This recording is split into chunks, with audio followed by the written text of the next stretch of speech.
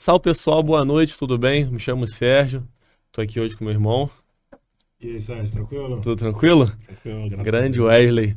Mais um episódio aqui do Antecipa. Gente, olha só, você que tá chegando aqui no nosso canal, primeiro quero agradecer vocês, a evolução tem sido nítida e muito boa, já passamos da casa dos 100 inscritos, isso pra gente é importante, nosso Instagram também tá crescendo, tá evoluindo, sinal de que você tá acompanhando e tá apoiando o nosso trabalho. Então é muito importante chegar aqui, curtir esse conteúdo, pegar a opção aí de compartilhar, colocar nos grupos que curte esse assunto de segurança do trabalho. E hoje o nosso tema é sobre higiene ocupacional. Não vamos nos prender só a isso, mas quando você recebe um especialista, você tem que falar nesse assunto. O especialista hoje é o Thiago Simas. Tudo bem, Thiagão? Tudo bem? Boa noite. Boa noite. E aí, Thiago, tudo bem? Tudo em paz. Irmão, obrigado por ter vindo aqui, Eu que agradeço pelo ter convite. aceito o convite. Para a gente é muito importante. O primeiro especialista aqui no assunto, né, de Sim. higiene ocupacional. Um achado do Wesley. Como é que você conhece o Thiago, Wesley? Cara, conheci, assim, pessoalmente, na verdade, acho que é a segunda vez que a gente tá se vendo, né? Eu acho que é, não lembro se a gente... Pessoalmente foi, Acho que é, a né? gente se encontrou nos conhecemos em uma empresa e depois por A gente conversa há muitos LinkedIn, anos de troca ideia mensagem, por né? WhatsApp. Ele já me deu dicas aí para comprar equipamento de higiene ocupacional. E às vezes surge uma dúvida também, já mando para ele lá algo do tipo. A gente tá no mesmo grupo lá da... Pode falar, né? Da Eu já no MV Global. JMV Global. Então a gente sempre está se falando. E quando a gente pensou na questão do podcast, foi um nome que eu Que surgiu, pensei né? logo no início. Falei, vou trazer alguém de higiene ocupacional aqui, um cara que é certificado pela BHO, né? Certificado pela Global. Então, é uma honra pra gente É uma aí. honra, né? Sim. Até falando em certificação, tem tempo já? Eu sou certificado, eu me certifiquei em 2015, né? O processo de certificação é uma verificação de títulos e prova, né? Existem certificações de higienista ocupacional certificado, de técnico higienista ocupacional certificado. Pede no mínimo 2 anos de trabalho, se for combinado com um curso de formação específico. Então, por exemplo, o higienista ele consegue se certificar na BHO com 180 horas de curso específico, mais comprovação de 2 anos trabalhando com higiene ocupacional. Ou trabalhando 4 anos de higiene ocupacional, se não falhar os números aí, mas acho que é isso mesmo. 4 anos de higiene ocupacional e não precisa curso comprobatório.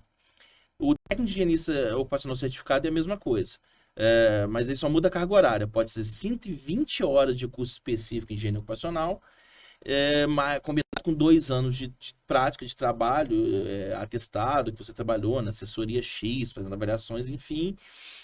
E também tem essa possibilidade de não ter os 120 horas de estudo em troca de 4 anos de experiência comprovado por atestados, enfim, medido por empresas, de que você trabalha com higiene ocupacional. E mais a prova de verificação, né? Tem uma Isso que... é a certificação. E aí ela tem uma durabilidade de 5 anos, a cada 5 anos você faz uma manutenção, né? A manutenção é um processo um pouquinho diferente. Tem uma questão também da formação, né? Exemplo, né? Para pegar a certificação de higienista mesmo, também não é qualquer curso superior, não, né? Parece que tem que ser exatas, né? Então, o que exige a BHO é que seja exatas, Sim. né?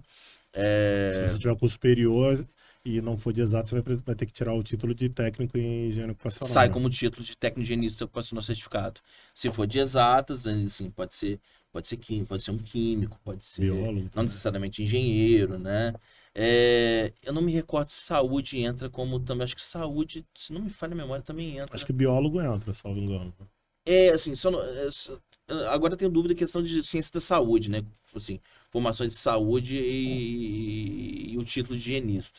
Mas assim, exatas eu lembro certamente, pode ser, né? Diferente, por exemplo, do engenheiro de segurança, que por lei, enfim, tem que ser engenheiro ou arquiteto de origem. Sim. No higienista, não. A certificação de higienista é alguém de exatas e que faça esses requisitos de certificação, né? Ô, Para Thiago, ter o título de ROC. e o mercado, na época de 2015, já absorvia bem esse profissional? Então, o título a certificação, ela tem mercados que reconhecem essa formação e tem mercados que, não, assim, sendo muito sincero, eu tenho assessoria de higiene ocupacional, né, desde 2011, né, e, assim, não são todos meus clientes que me contratam porque eu sou rock, né. Existem clientes, existem contratos específicos que precisa que o cara seja rock. Por exemplo, que a gente estava até conversando aqui no intervalo, o contrato de licitação da Redux sai lá, é público, sai em pregão eletrônico, é informação pública. O gerente de ocupacional é recomendável que seja um ROC, não é nem exigido, mas está lá no pregão eletrônico, sai como é recomendável que seja um ROC. né? Isso é uma exigência de Acho que dá licitação. uma chancela, né? Assim, você meio que carimba ali que o cara tem uma competência. Porque, de certa forma, assim, como é um processo de certificação na origem, manutenção, a manutenção é um pouquinho diferente, mas ela comprova que você continua na área e se especializando, principalmente, que a manutenção, ela cobra mais de tudo que é trabalho. A cada 5 anos a gente faz o processo de manutenção. Já fiz o meu primeiro, né? Era até venceu em 2020, mas com a pandemia eles adiaram para 2021. Eu fiz minha primeira manutenção em 2021, né? 2015, 2021, primeira manutenção. A manutenção já é um pouquinho diferente. São, se não me falha a memória também, questão de números, são 40 pontos de pontuação. Trabalho, por exemplo, você só pontua 5. 5 anos de trabalho naquele intervalo. E a prova E é o difícil? restante, a prova é só na certificação. Mas na certificação é difícil essa prova?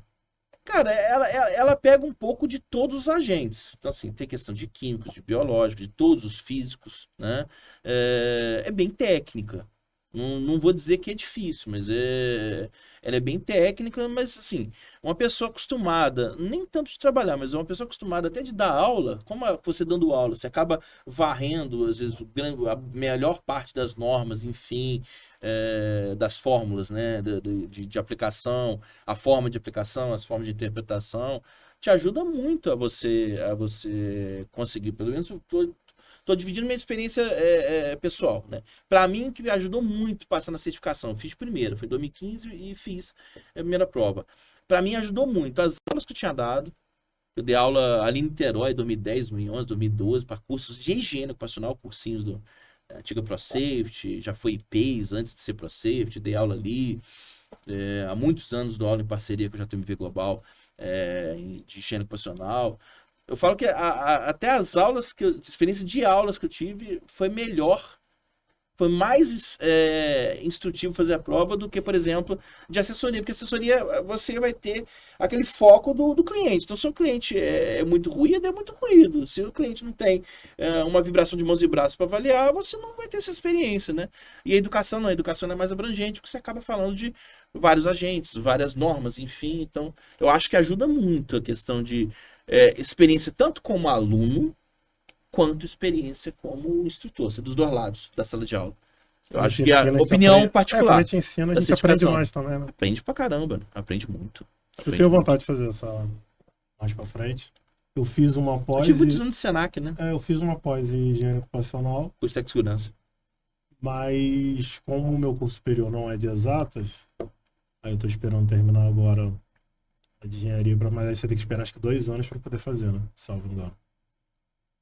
Não. Tem que ter 2 anos de formato, salvo engano. Né? Não me recordo. Que eu me recordo dos critérios são os 2 anos de trabalho na área. Não lembro se assim, se esse trabalho na área está amarrado a você já ter o diploma de exatas. Entendi. Eu sinceramente não me recordo se tem esse critério. Critério de tempo, assim, tipo a carência mínima, a única coisa que eles pedem é se você registrar como membro 6 meses antes. É a única carência que eu me recordo, tá? Posso estar cometendo algum engano aqui de lembrança, mas que eu me recordo. A única carência que eles têm é isso, você virar membro 6 meses antes da certificação.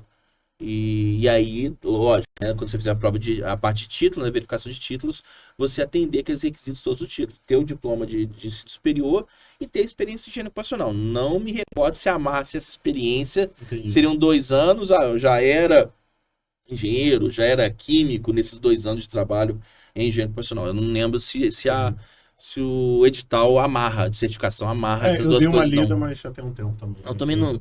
Até fiquei curioso agora. Com certeza chegar em casa e vou ler. Peraí, será que amarra uma coisa na outra, né? Não me recordo. Interpretar também. Mas é interessante, né? Será que eles aceitam, né? Enfim. O agente de risco mais tradicional e comum é o ruído, né? Certamente. Certamente, né? Porque assim, o processo fabril, serviços, quase tudo que você faz está gerando algum tipo de onda sonora, né? Eu acho até uma opinião particular nessa história. Eu acho o nome ruído péssimo, porque fica parecendo que é só o que incomoda. Eu acho que a gente devia chamar som. Sim.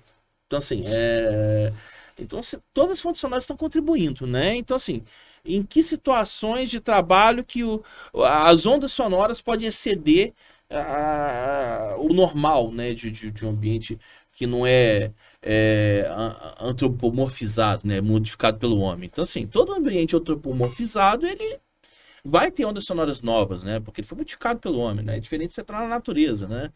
Então, acaba sendo muito comum. Então, é o ruído de indústria, mas também é um headset de telemarketing, por exemplo, que você tem que avaliar, né? Com o Maire, enfim, com microfone de canal auditivo, né? Então, como, sim, concluindo a sua pergunta, né, para não ficar vago, né, não rodar e ficar vago, naturalmente o ruído acaba sendo muito presente nos processos, né? Enfim, todos de trabalho. Você né? costuma fazer esse tipo de avaliação em relação ao telemarketing?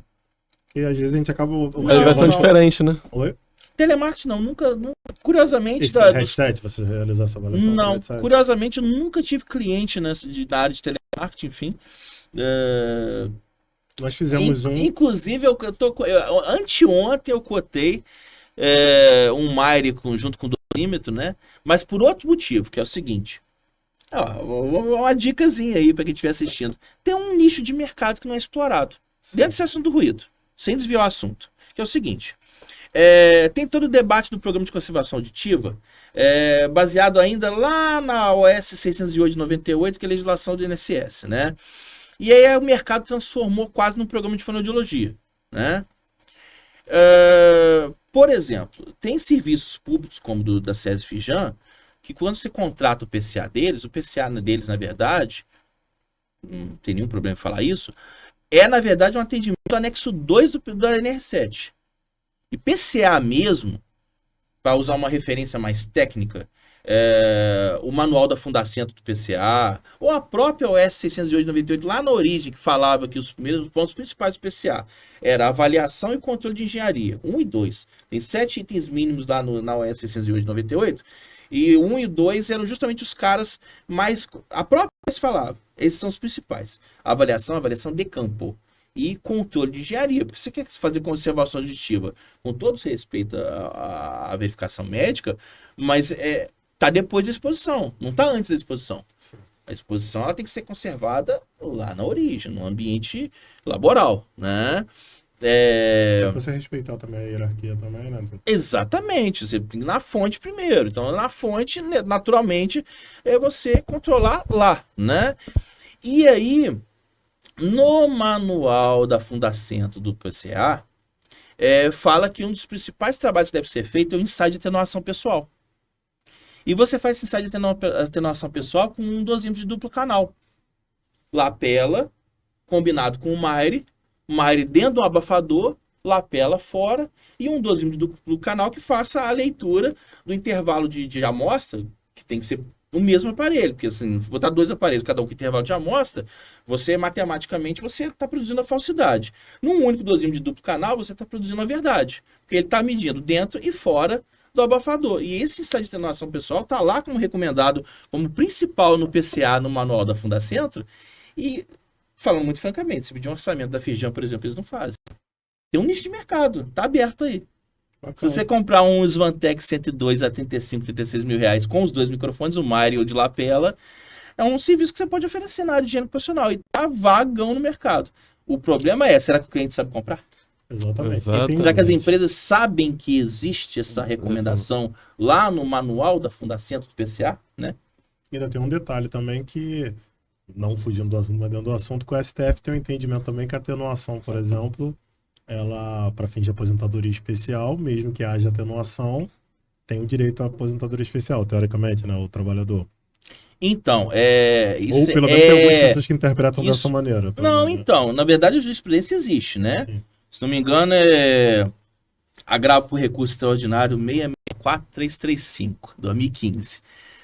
Entraram com processo com agravo no Supremo, contra o INSS, no entendimento que o EPI não era suficiente para proteger a exposição ao ruído, porque não se tem controle e conhecimento da exposição óssea, que seria tá protegido no canal auditivo, mas qual seria a exposição do ruído por via óssea? Essa foi a argumentação até acho que foi um advogado que fez essa argumentação do Supremo, foi acolhido e virou esse ARE, né? Acho que é esse número mesmo, 64335, 2015, mas ele impacta falando mais francamente de mercado, ele impacta em CAT. Porque ele impacta na legislação previdenciária, porque virou uma jurisprudência da parte previdenciária, tanto que o manual de aposentadoria especial, que é o manual que auxilia no entendimento dos requisitos, das instruções normativas do INSS e tal, o manual já desde 2017, né? Eu me recordo da edição 2017 do manual, 2018 do manual, ele já fala do ARE, né? Desse agravo de entendimento que o EPI não é válido para eliminar uma aposentadoria especial. Agora, essa jurisprudência vale só para a parte previdenciária. Sim. Como não tem uma decisão de jurisprudência para a área, por exemplo, para a parte trabalhista, e a NR15 fala claramente no seu 15.4 que existe forma de eliminar a insalubridade, uma delas com o fornecimento de EPI, num laudo de insalubridade você já tem que concluir diferente, porque aquela jurisprudência só vale para previdenciário. Né? E ainda tem um outro detalhe, uma outra briga, que é o seguinte. Eu lembro nos primeiros laudos que eu fiz na carreira, eu fui fazer besteira, como engenheiro, eu fui fazer besteira de escrever jurisprudência nele. Aí eu recebi um recado muito mal criado do jurídico da empresa: não cite jurisprudência no seu trabalho, quase assim, do tipo, isso não te pertence. E assim, foi um recado educado, enfim, a gente aprende, né, essas agruras da vida que a gente vai aprendendo, né, mas foi um ensinamento legal. Por quê? Nós, técnicos, teoricamente não deveríamos. Teoricamente, eu não sou obrigado a saber jurisprudência. E a jurisprudência, ela regula processos. Então, a jurisprudência não deveria regular o trabalho técnico nosso, de campo. Trabalho de ciência e engenharia não tem que regular, porque ciência e higiene não tem que regular, porque isso é uma discussão, cara, de processo, uma discussão... Mas é porque, de repente, no fim... A gente sabe, mas na verdade a gente finge que sabe, não sabe? Não, e no fim também vai ter um processo, possivelmente, e a gente acaba fazendo de forma de blindar a empresa, né? Mas dentro desse assunto mesmo, aí quando você vai lidar com as empresas fazendo assessoria, as empresas já cientes disso, elas também têm argumentos, né? Por exemplo, existe o tema 1024, se não falha a memória. O tema 1024 no STJ reúne uma série de processos que foram dados entrada por empresas argumentando contra esse ARE do Supremo. Então, o tema 1024 debate o EPI retornar como uma medida válida para fins de aposentadoria especial.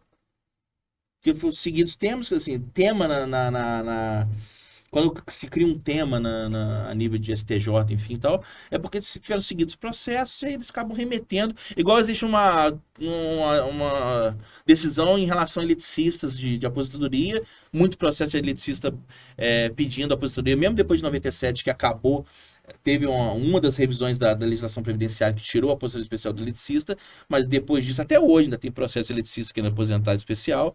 Isso virou um tema e uma decisão da Turma Nacional de Uniformização, TNU, a respeito desse caso específico de eletricistas. E o EPI, nessa parte de aposentadoria especial, ele tem também, está sendo discutido no tema 1024. Aí as empresas cientes disso, elas argumentam em cima do tema. Tem a decisão do Supremo, mas existe uma discussão contrária jurídica que caminha no sentido contrário, de pedir o retorno do entendimento do EPI como uma medida válida para proteção.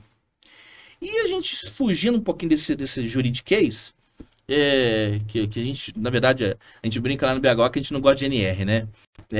A gente não gosta de lei, não gosta de NR, a gente gosta de ciência. E realmente, às vezes a legislação, jurisprudência, foge da ciência. Essa argumentação que foi feita lá na origem de 2015, que gerou essa decisão de não considerar o EPI, foi uma argumentação fraquíssima do ponto de vista científico. Até porque já existia que o argumento foi da transmissão óssea. Que o EPI protege, mas não protege da transmissão óssea. Só que já existiam artigos científicos da própria AIA americana. Tem um artigo de Berger e Reinhardt. Eu cito isso nos meus LTCATs, quando o cliente pede para não reconhecer o ARE. Que a transmissão óssea ela é atenuada de 40 a 60 decibéis. Existem alguns artigos nesse sentido. Então, para a transmissão óssea ser significativa, o ruído precisaria ser de 40 a 60 decibéis mais alto do que o ruído que possa provocar surdez. Então, a transmissão óssea ela é irrelevante. E isso já tinha artigo científico a nível mundo, lá em 2015, quando o cara argumentou no Supremo para dizer que o EPI não deveria ser considerado. Sim. Então, assim, cientificamente, essa decisão é péssima. Se não me falha a memória, a BHO fez moção contra essa decisão. Porque ela não tem fundamento científico. A argumentação foi construída num dizer que não existe. Acho que foi do Van Driver, né? Se eu não me engano. Acho que ele faz um artigo.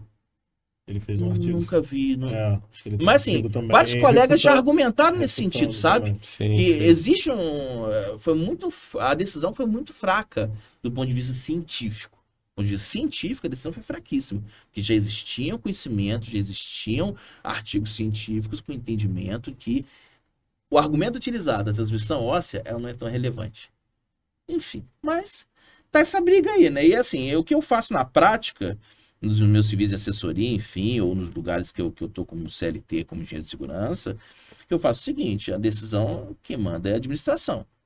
A administração vai reconhecer, reconhece o ARE ou não? Porque é uma decisão da administração, porque ela que vai arcar por não reconhecer.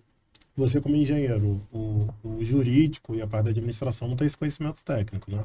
Então, o que eu explico para eles? Eu explico para eles, esse cenário que a gente está batendo papo aqui, eu explico para eles. Ó, vamos botar as cartas na mesa. Ó, a jurisprudência caminha para esse lado, a ciência caminha para esse outro.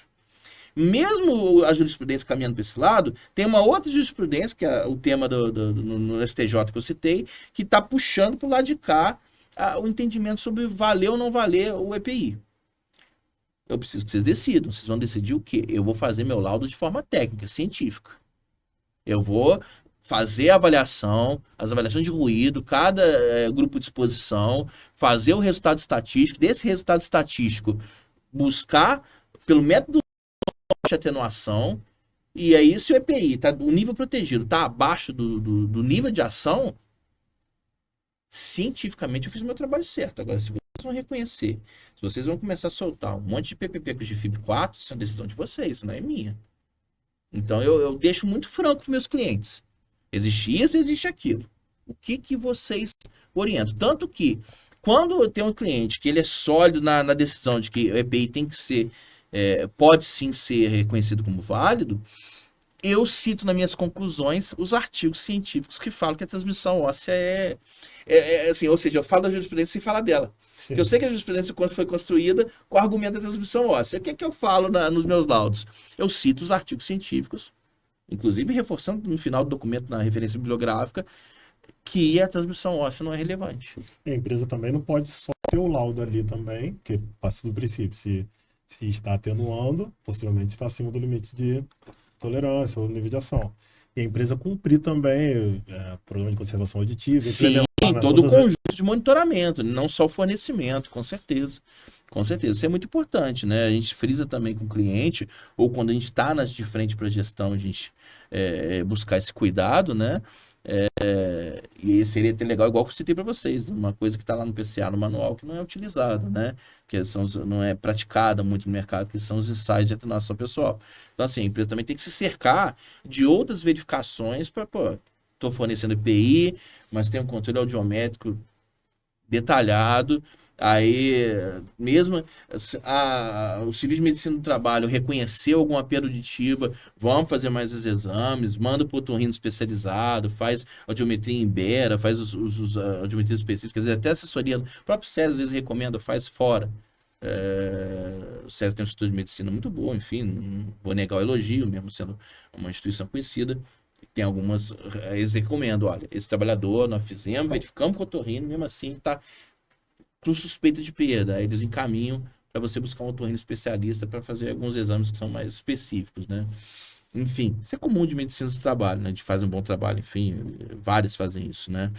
Então a empresa tem que se cercar dessas ferramentas todas de verificação para realmente saber que o seu grupo de trabalhadores exposto ao ruído realmente está protegido, né? Não só recebendo um EPI na ponta do processo, né? Você acha que mais para frente, no futuro, a gente vai ter uma uniformidade dessas interpretações? Porque, igual você comentou, né? Você vai fazer um laudo de insalubridade, vai ser de uma maneira, porque às vezes a pessoa tem até essa dificuldade de entender as diferenças da legislação previdenciária e da legislação trabalhista, né?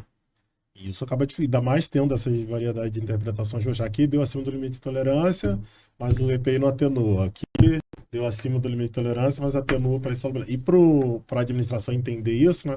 A gente já trocou essa ideia aqui. o leigo, ele acha que a insalubridade é a mesma coisa que a aposentadoria. Tem insalubridade, Tem. ele acha que recebe O trabalhador, ele tem a essa visão. aposentadoria, ele tem direito à Ele aposentadoria. Exatamente. E às vezes profissional, a gente também como profissional, eu acho que eu demorei também um pouquinho para poder entender essas diferenças também, né? Pesquisando, estudando, que a gente vai entendendo essas diferenças, né? Então, tem muito, né? Tem senso prático, né? É você conflitar a NR15 com o anexo 4 do decreto 3048. Então, assim, você vai achar um frio na NR15, você não vai achar frio no anexo 4 do decreto 3048. Você vai achar radiação não ionizante para insalubridade, não vai achar radiação não ionizante para posição especial, enfim. Então, assim, tem uma série de diferenças, né? Biológico, então, a lista de atividades no anexo 14 da NR15, você vai olhar a lista do anexo 4 do decreto 3048, é uma lista mais restrita, é uma lista mais enxugada, né? É até mais parecido com 40% do biológico. Sim. Então, assim, existe uma diferença, né? Claro que, assim, se as legislações fossem espelhadas, né? O cara ter direito à insalubridade nos mesmos termos de ter direito à aposentadoria especial, ajudaria muito o mercado nosso, né? De colegas, enfim, da gente, nosso trabalho e tal. Isso é fato, né? Se a legislação fosse espelhada, teria menos conflito de entendimento das coisas, né? Por outro lado, eu não me recordo em que ocasião, cara, mas eu lembro de conversar com um advogado especialista, professor acadêmico. Conceitualmente, a legislação trabalhista ela não tem que ser espelho da previdenciária, porque a trabalhista, até no sentido de segurança, a trabalhista, ela pensa na prevenção. A previdenciária é acolher o cara na incapacidade laborativa. Acolher em que sentido? No auxílio doença, acolher na aposentadoria por invalidez, acolher no auxílio acidente porque perdeu a capacidade plena para o trabalho, enfim, os benefícios da Previdência Social. A prevencionista ela tem que ser mais rígido. Mais arrochada. Para quê? Para não criar as dependências da previdenciária. Entendi. Para que não tenha um evento que vai gerar a previdenciária. Então, conceitualmente, a legislação trabalhista realmente ela não pode ser muito espelhada da previdenciária, porque elas têm focos, destinos diferentes. Assim, isso puxando dos papos com os colegas do mundo jurídico, né? Então, arrochada no sentido do empregador o direito para o trabalhador ter um ambiente melhor, né? Ou seja, a prevencionista ela tem que ser mais rigorosa. É a diferença, né, de pedir 80 decibéis como nível de ação e pedir 85 como insalubridade. Ou seja, você pede 80 porque é uma certeza estatística de que na maioria dos seus dias você não vai estar exposto ao limite de tolerância, né?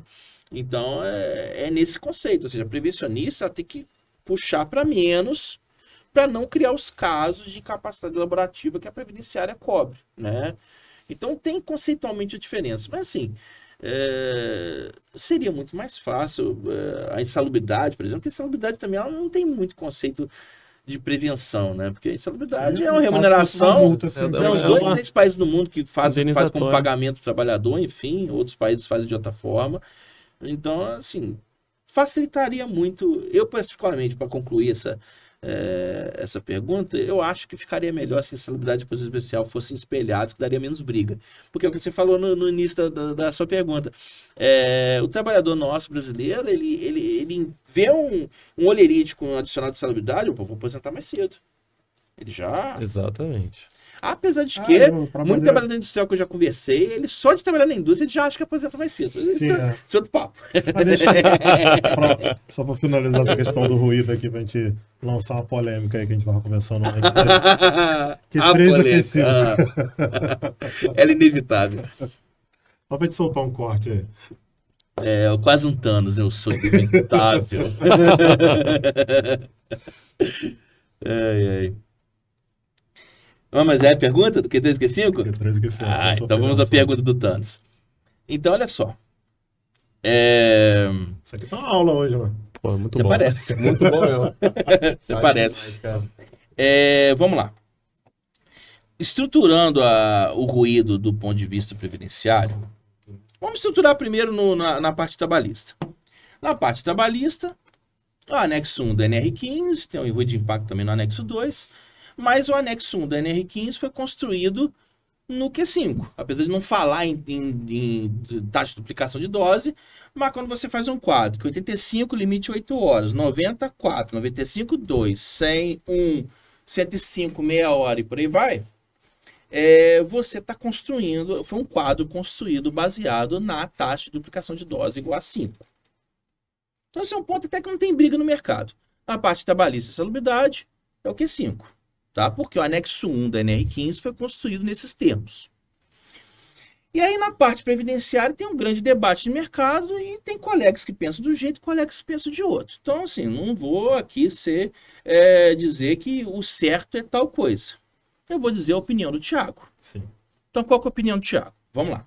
Essa polêmica surge porque nas seguidas instruções normativas, acho que as antigas já, a 45 de 2010, anteriores a ela, enfim, 77 de 2015, todas elas, mais antiguanas, já traziam a seguinte determinação. Para fins de avaliação do ruído, deve ser considerados, isso já nas instruções normativas do INSS, né? Ou seja, na hierarquia de legislação, abaixo do decreto 3048, né? E aí diz nas instruções normativas, sempre vem dizendo, ao longo dos últimos anos, vem dizendo nas instruções normativas do INSS, que, letra A, devem ser respeitados os limites de tolerância da NR15, letra B, a metodologia da NHO 01. Tá? E aí, vamos lá. Os que defendem... Aí falando aqui abertamente, para depois falar minha opinião.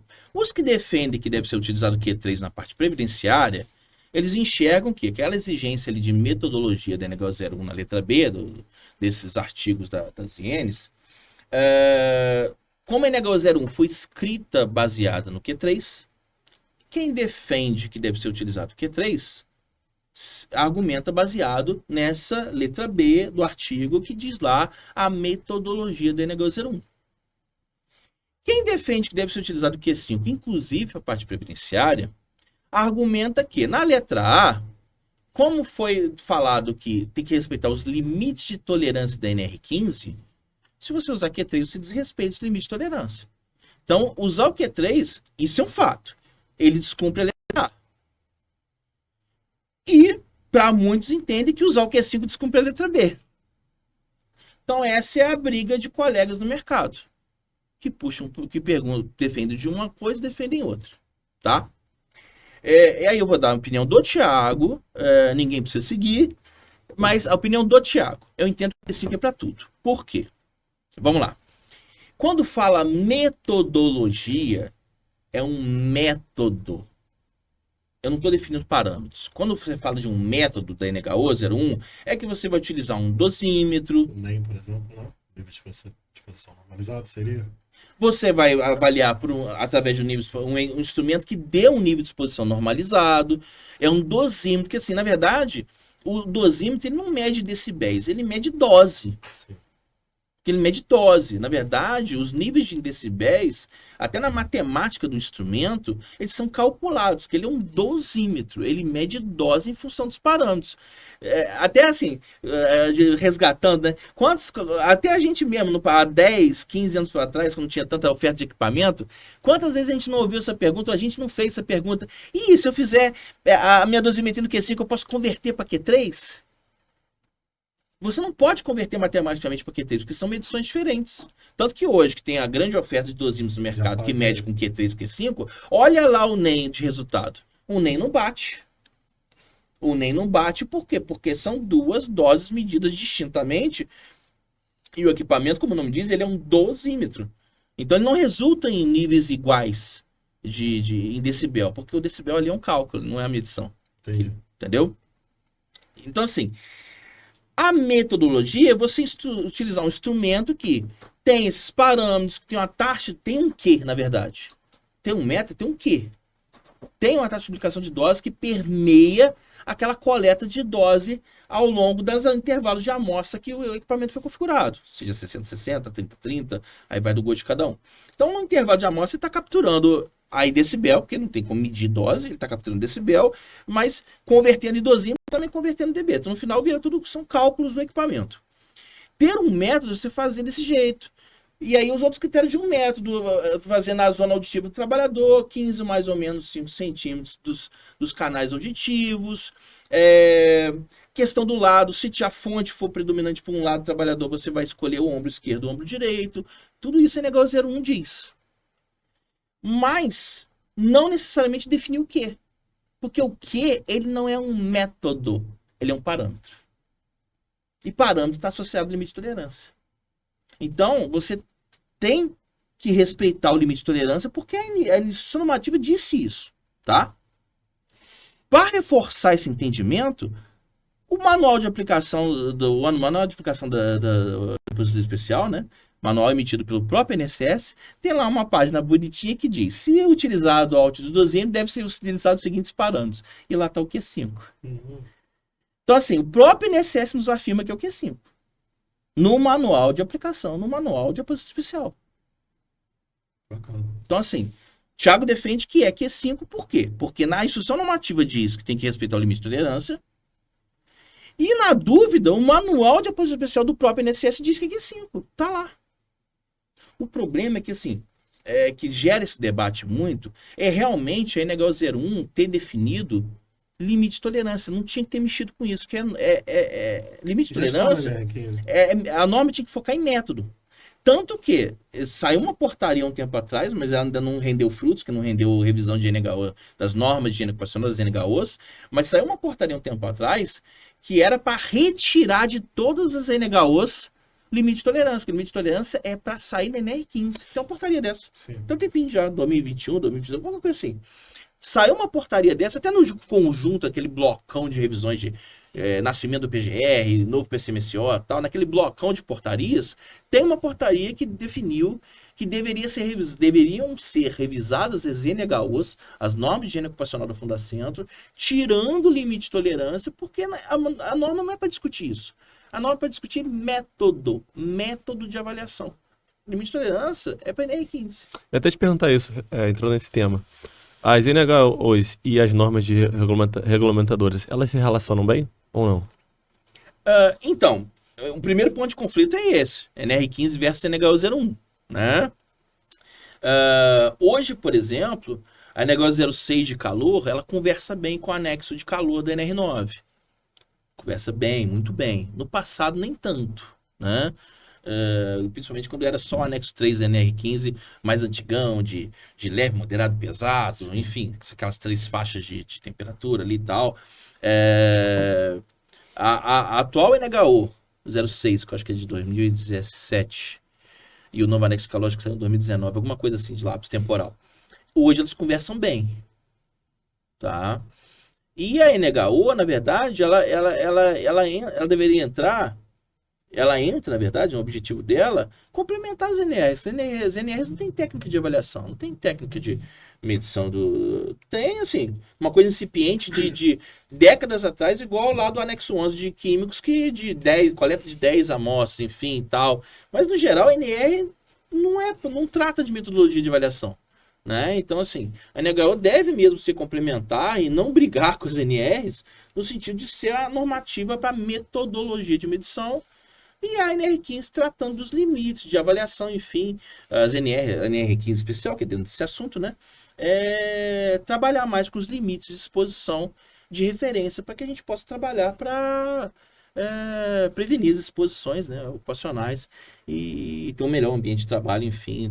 Eu acho que a NR está mais para esse lado e a NHO vem para complementar na técnica de medição. Já melhorou, mas ainda tem que avançar. Já melhorou, mas precisa melhorar. Já melhorou, mas precisa melhorar mais. Até saiu um corte nosso essa semana, que foi referente a uma agenda do governo que saiu, né, no final do ano. Acho que foi no início desse ano, no final do ano passado, que deve ter revisão, né, na NR15, né? Sim. Postamos hoje. Então, já teve consulta pública do anexo de agentes químicos. De agente biológico já teve consulta pública do que se deseja de revisão. De agentes químicos, por exemplo, já saiu uma minuta, né? E ela está sendo discutida a minuta, né? De agentes químicos, por exemplo, ela ficou linda. Ela ficou com exigência de estatística. Você não conclui nenhuma avaliação com menos de 3 amostras. E podendo chegar a 5, 6, dependendo do nível de exposição. E assim, tomara que se aprove nesses termos, que vai ser uma grande evolução. E limite de tolerância? Tem uma diferença grande, por exemplo, das normas internacionais para a brasileira? Tem muito. Da nossa, agora que está atual, e se nessa atualização eles vão mexer nisso também? De químicos tem muito, porque assim, a nossa NR15 anexo 11, ela nasceu, a CGH de 77, Isso os próprios, os nossos gurus de BHO contam, né? Fantasini, enfim, todo mundo lá, Irene. Eles pegaram a CGH de 77, converteram para a Jornada Laborativa Brasileira, que na época era de 48 horas, e aí saíram os agentes, o fator de brief escala, né? De conversão de jornada, né? Aplicado o fator de brief escala e construiu o anexo 11 inteirinho. Então tem vários agentes ali, por exemplo, o tolueno é 78 ppm no anexo 11 da NR15, porque lá na origem era 100. A brief escala de 40 para 48 é 0,78, né? Então, se construiu o anexo 11, que ficou até hoje com algumas poucas alterações, né? A própria CGH de ano a ano traz alterações. Então, hoje tem limites que vieram para números muito mais baixos, né? Do que ainda aparece no anexo 11 da NR15, porque ele nasceu de uma referência mais antiga, que no caso, igual a gente está conversando aqui, a CGH de 77. Eu acho que o exemplo mais claro, que a gente, para ser mais objetivo, que eu acho que é o mais notório, né, por ser um agente muito comum também nas exposições, é o manganês. Né? O manganês no anexo 12 da NR15, ele aparece com limite de 1 mg por metro cúbico para fumos e limite de 5 mg por metro cúbico para poeiras, né? Aí é a questão do tamanho do particulado, né?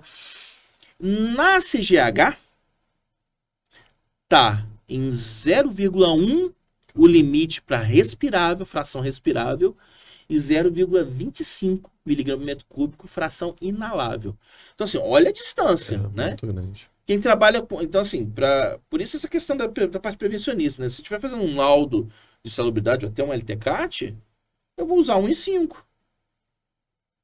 Mesmo sabendo que tem a referência internacional que está muito mais restritiva com esse agente, né? Considerando já 0,1, 0,25 com um outro tamanho de particulado como nocivos à saúde, né? Assim, o que a gente pode fazer como prevencionista é um programa que não tem limite científico, principalmente PGR. A gente pode utilizar.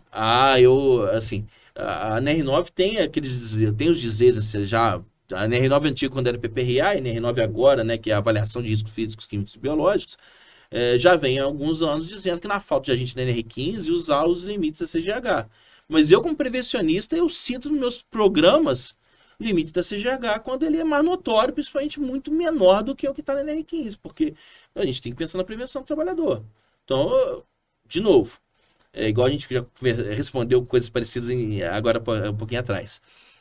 Como eu sou consultor, assessor de empresas, eu comunico a empresa. Se a empresa, o que ela vai usar aquela informação, aí eu não estou na administração, né? Mesmo quando eu estou CLT, eu também não decido, porque eu não sou o dono da empresa, não sou, enfim, não sou responsável legal. Então, eu apresento do mesmo jeito as variáveis.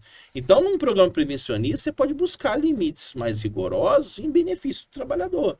Porque você sabe, tem uma informação mais atualizada internacional de que aquele agente é nocivo à saúde. Uma coisa curiosa, eu lidando com um cliente hospital, né? Asperacético, eu fui buscar que é uma substância comum de uso, né? Em desinfecção, né? De ambiente, de máquina, enfim, processo tal, na área hospitalar. Eu fui buscar um trabalho de mestrado internacional para usar um limite de referência, porque não tem nem a CGH. Eu me recordo, acho que é operacético, sim. Eu fui buscar um limite de tolerância para a gente ter uma referência de trabalho de avaliação, porque às vezes até tem uma metodologia laboratorial para você fazer aquela coleta, né? Que a gente em campo, a gente como higienista de campo, a gente não mede nada em químico, né? A gente coleta a amostra, né? Sim. Depende de um laboratório que seja capaz de transformar aquilo num número, né? E aí, assim, peracético é um dos agentes que os laboratórios fazem análise, né? Mas, como referência, a gente teve que buscar nem a CGH nem a NR15, né? Por conta de nenhum nem outro tem um limite para ele. Acho que é isso mesmo. Foi peracético, sim. Situação, tô lembrar aqui. Mas isso pode acontecer, né? Deixa eu te perguntar. A gente está falando de avaliações ambientais, de números, e as avaliações qualitativas? Como é que você...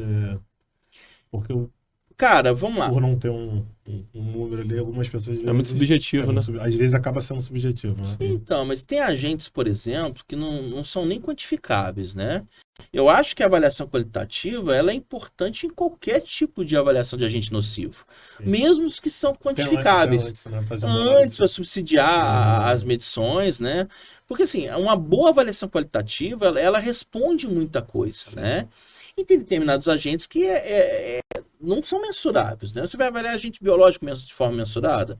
Não tem. Então, assim, você vai avaliar de forma qualitativa. Então, uma boa avaliação qualitativa, ela é fundamental para você construir uma boa conclusão lá na frente, né? Então, acho que não só ela é válida, como ela é fundamental em todo o processo de avaliação de perigo e risco. Porque ela vai dar um desenho bem feita, ela vai dar um desenho bem adequado em que ponto está a exposição do trabalhador, né? Eu acho fundamental. Uma avaliação que eu gosto do qualitativo é químicos. Às vezes, por exemplo, óleo e graxa. Não sei se você tem Sim, essa sem interpretação, dúvida, né? mas Cara, é praticamente impossível se concluir um laudo sem entrar nesse debate, né? Porque é, a NR15, no anexo 13, que é qualitativo, né? Traz lá a exposição a minerais, não existe a palavra graxa no anexo 13. Mas tem lá a linha lá, manipulação, fabricação, não sei o que tal, de óleos minerais. E aí naquele item qualitativo se construiu todo o debate sobre óleos e graxas, né? Só que aí olha, uma coisa que eu recomendo, o Manual da Polícia Especial do INSS, ele ensina muita coisa, e isso ele ensina. Eu uso ele. Depois eu vou tocar sobre esse assunto aí.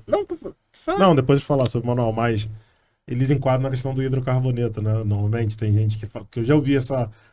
trabalha com óleo e graxa. Até contador fala, não, trabalha com óleo e graxa, tem direito, paga insalubridade, por exemplo. Né?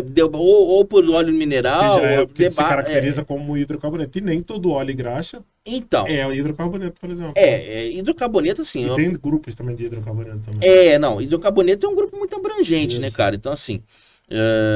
mesmo quando você tá ali na fórmula na física do óleo da graxa, dizendo óleo mineral, que aí seria mais específico, que está cravado palavras, dizeres que estão no anexo 3 NR15.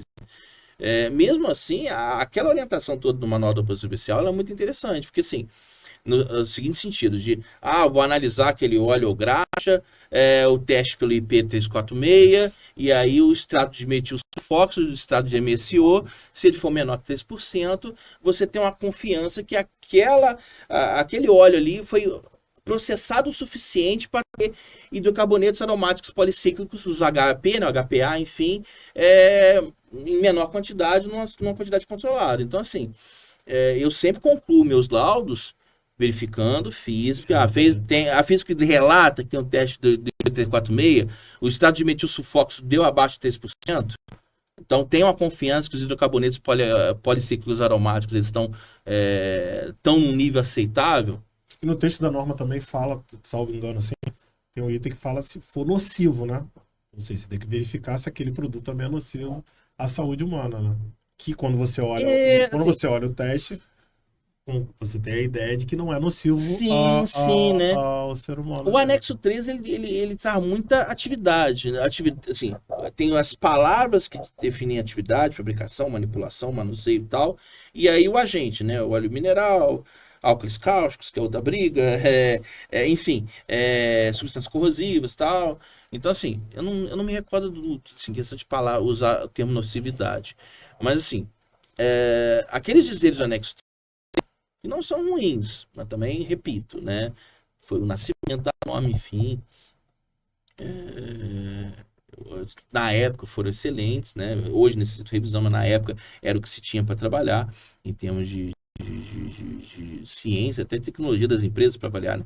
Tem uma historinha boa aqui, que a nível de ABHO eles contam como o porquê, por exemplo, que eles definiram 3 limites de tolerância para poeira de sílica no anexo 12, enfim, porque era o recurso instrumental da época e tal. É muito legal conversar com eles, né? Mas para não... Retornando na pergunta original, a questão da avaliação qualitativa aí, do óleo e graxa especial, acaba cravado no que diz o anexo 3 da NR15, né? E aí, nesse sentido, se você tem uma argumentação que aí você usa como prova emprestado o que diz o manual da Polícia Especial, que diz questão do teste de IP346, enfim e tal. Eu acho que é uma avaliação que te dá um nível de segurança para você concluir se realmente aquele óleo ou graxa tem uma nocividade à saúde. Tem uma outra coisa no manual da Polícia Especial que eu sempre aproveito, que é o seguinte: a definição dos termos, que são a carência da NR15, né? Qual a diferença de manuseio para manipulação? A NR15 não diz isso, usa as duas palavras.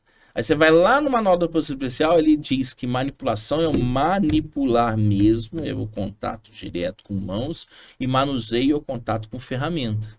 Interessante. Isso está lá no manual da Polícia Especial, que é a explicação que falta na NR15. E a NR15 tem essas várias lacunas, né? Igual puxando um outro assunto, anexo 14 da NR15. Quais são as tais doenças infecto-contagiosas que enquadram no 40%? Tem um manual disso?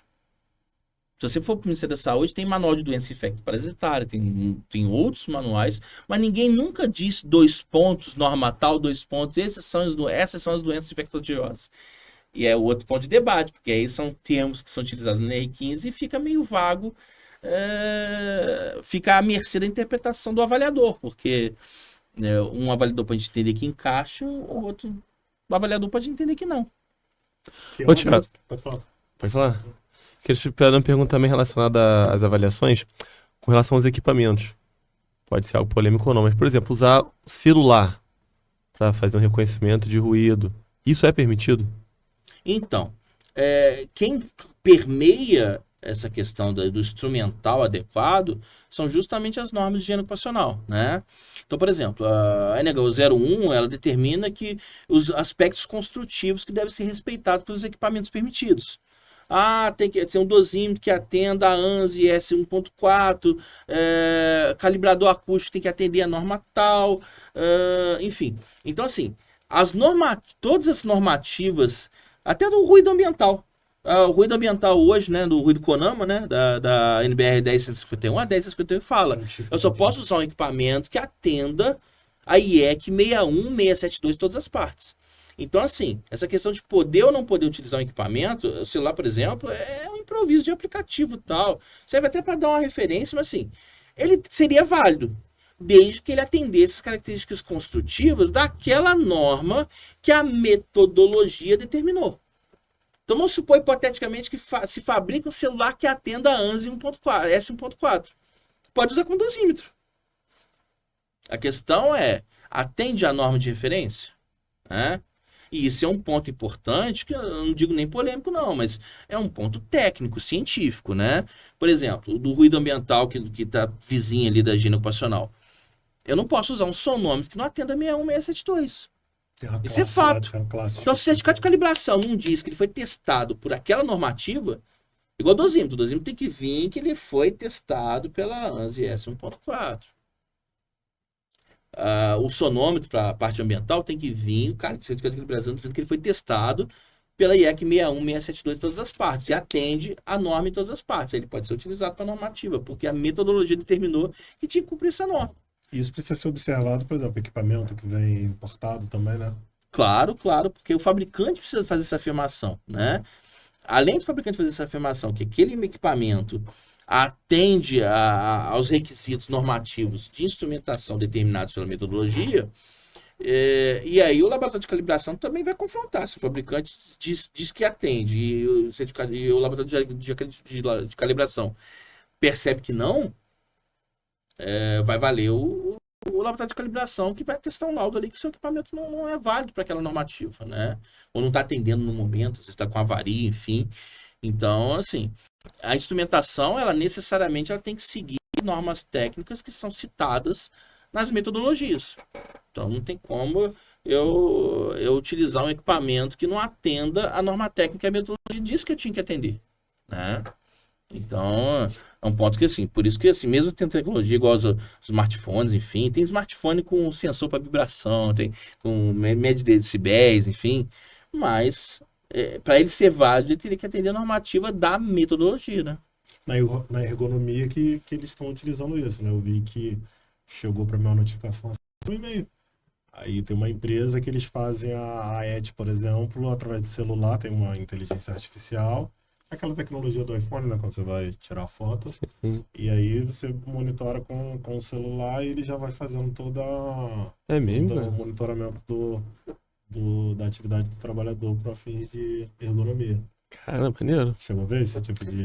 Não, esse especificamente não. Eu já trabalhei, já usei alguns aplicativos até do Instituto Nacional de Seguridade da Espanha, né? Para análise de levantamento de cargos na IoT, enfim, tem calculadora para isso, Reba, Rula, movimentação horizontal de carrinhos. Existem alguns aplicativos, tem bastante aplicativo de economia se você buscar nas lojas, né, o Android ou iPhone, enfim.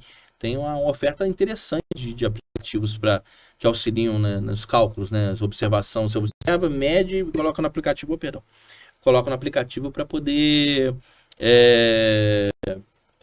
botar na metodologia de cálculo, né? Ele fazer a metodologia de cálculo para você e chegar numa conclusão, se aquela atividade é nociva, ou tem muitas repetições, ou enfim, ou a carga é elevada para o número de repetições, enfim. Então tem uma oferta legal de aplicativos. Eu já trabalhei com alguns. Eu trabalhei com os NSHT espanhol. Tiago, deixa eu te fazer uma pergunta. Você é um cara muito técnico, assim, conversando com você, né? Não é porque a gente tá na sua É frente, muito não, mas bacana. até eu vejo lá nos grupos de WhatsApp, lá no grupo de WhatsApp, quando você vai responder, você é muito técnico, tanto no conhecimento da legislação, né? Porque às vezes tem um engenheiro que é muito técnico no sentido da ciência, mas às vezes não tem um conhecimento tão bom de legislação. Você é um cara que você tem um domínio da legislação e tem um domínio da parte Da ciência também. científica. Eu percebo o seguinte, não sei se você tem esse mesmo entendimento. Há alguns anos eu venho observando essa carência na questão da higiene ocupacional. Por exemplo, eu trabalhava como SESMIT e acabei migrando para consultoria. A primeira coisa quando eu comecei a trabalhar com consultoria, eu comecei a observar, falei, poxa, mas qual o critério para isso ou para aquilo? E aí, cara, preciso fazer um curso. E aí fui fazer um curso lá no, tipo assim, a BPA, Associação Brasileira de Acidentes de Trabalho lá no Rio, conhece? Lá no centro do Rio. Lá no centro do Rio. Só de nome, nunca Só fui de lá, não. nome, né? De vez em quando eles ofertavam alguns cursos, aí foi em 2019, aí eu pintou lá um curso quando eu conheci o Vitor, aí fui fazer um curso lá, conhece o Vitor Costa? Vitor também de nome, É. nunca encontramos, não, mas Isso, aí conheço fui fazer um bastante. curso com ele lá de 16 horas, eram 2 sábados, Aham. e o tempo é muito curto, né? É muito curto, né? Porém, ele é como se ele tivesse me apresentado um caminho. Por exemplo, eu não tinha esse domínio da questão da legislação, eu não conseguia diferenciar essa questão da legislação trabalhista e previdenciária. Foi com ele ali que ele foi dando um estoque, e eu lembro que eu cheguei em casa assim, eu comecei a pesquisar, eu encontrei esse manual. Ele nem falou no curso, mas eu comecei a falar, cara, eu preciso, aquilo que ele falou lá no curso, eu não consegui absorver tudo, preciso pesquisar. E acabei encontrando esse manual. Hoje a gente tem a facilidade do online, tem cursos aí, tem Tiago Francisco, tem o Leandro Magalhães, etc. Tem vários cursos. Alguns anos atrás a gente tinha essa dificuldade. Eu percebo que aqui no Rio, principalmente, acho que tudo era sempre assim, fazer higiene ocupacional São Paulo. é São Paulo. Você percebe essa cara? Porque assim, eu não sei quantas clínicas de consultoria a gente tem aqui empresas de consultoria, a gente tem no Rio de Janeiro, por exemplo. Será que todos os profissionais têm esse conhecimento técnico desse assunto que nós estamos conversando aqui? Tem esse domínio? E quanto isso impacta em laudos e na vida do trabalhador? Porque se um laudo for mal elaborado, isso vai impactar na aposentadoria do trabalhador, na exposição dele. Como que a gente conseguiria, não sei, contribuir? Não sei se falta cursos aqui no Rio de Janeiro, ter mais, né? Quando tem sempre esses cursinhos pontuais ali, ou então hoje que a gente consegue ir pro EAD, a gente acaba tendo uma oferta maior. Eu percebo que hoje já não tem mais bobinho, a galera já consegue ter fonte para poder pesquisar. O que você acha sobre esse assunto? Então, né, assim, a oferta educacional, né, de higiene ocupacional, assim, eu defendo até que ela tinha que ser mais robusta na formação de origem. Do técnico de segurança, do engenheiro de segurança, do médico de trabalho. Ela tinha que ser melhor trabalhada na origem, assim. Eu não tenho estatística de avaliação de cursos de formação ou cursos livres de conhecimento. O que eu posso contribuir, assim, com a experiência que eu tive, né? E a higiene ocupacional, a higiene do trabalho na engenharia de segurança é até uma disciplina. E até de 180 horas, né? Pô, tem hora pra caramba, né? Podia falar um negócio legal. O equipamento mais avançado que o professor levou, eu fiz minha pós-graduação em 2007, 2008, foi aquele 4 em 1 Hidrotherm Lux Mega Max Plus IMAX Plus tal, enfim, 10 em 1, né? Então, assim... É quase um celular. Mas até quase um smartphone. Só déjà falta fazer vu ligação, também, só da falta fazer experiência. ligação. Mas eu acho assim, eu até agradeço por ter tido essa carência, porque essa carência me incomodou tanto na pós-graduação, que aí eu fui buscar conhecimento específico. E, pô, não sei nada. Não sei nada. Eu saí daqui, tô com diploma de engenheiro de segurança, mas não sei absolutamente nada, né? E até acabo contradizendo o profissional na minha vida respondendo isso. Aí, em 2010, foi a primeira vez que eu consegui coincidir o tempo e grana também para fazer aquele curso do Lutgard, que ele fazia muito, que ele rodava Brasil pela revista Proteção, aquele curso de 40 horas. Pô, 40 horas de higiene ocupacional. E assim, o curso eu consegui fazer em 2010 no Rio. E o curso é sensacional, era sensacional no seguinte sentido, ele era um índice de assuntos. Então ele fuzilava normativo. Então assim, você tinha...